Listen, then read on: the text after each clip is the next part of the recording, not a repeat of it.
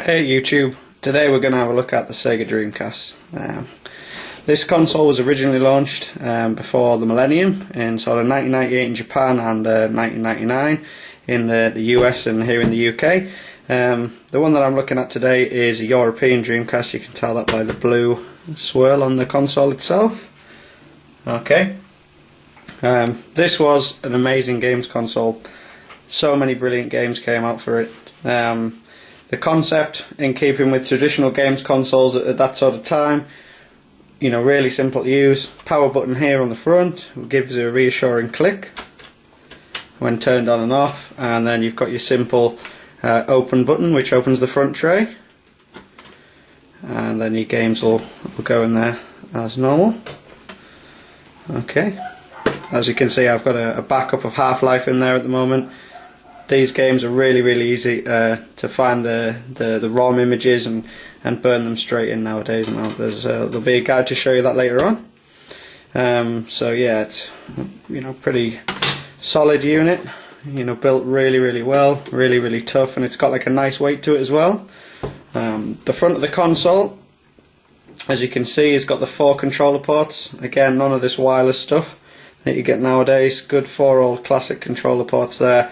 For games which support up to 4 players, and of course on the front, if you can see that, you've got the compatible Windows CE logo on there, which was some of the architecture that Sega used to base the console on, and for their games to be developed using Windows, which was why, you know, the Dreamcast had some absolutely fantastic games.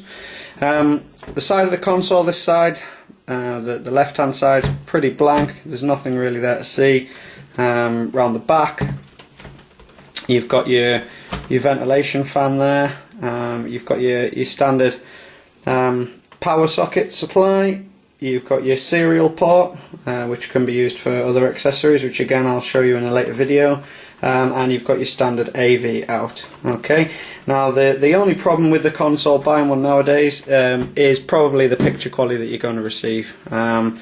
Unfortunately, at the time, Sega bundled the console with what was one of these, an RF cable.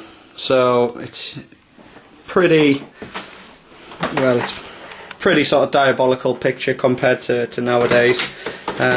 You know, these are what came with the console as a standard, and obviously you can see that it's got the proprietary in there to plug into the back. If you're going to get one of these consoles, I would recommend replacing it with a standard RGB cable, easily accessible, readily available from the likes of eBay, etc.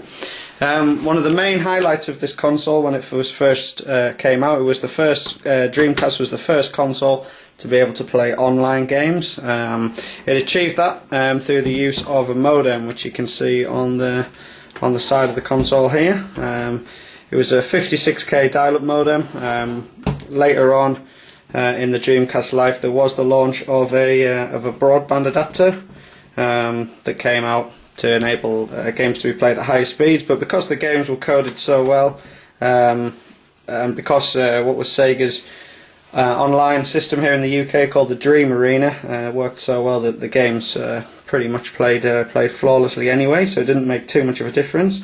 Let me just see if I can get this out of the side now to show you. There we go, look. So that's your modem there, and plugs into the side. And again, obviously we'll show you that a little bit later on.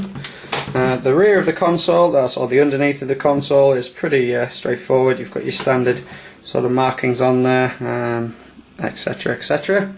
Okay, thanks very much for watching. Please rate and subscribe to my videos, and there'll be more coming from Video Games Ghetto soon. Thank you.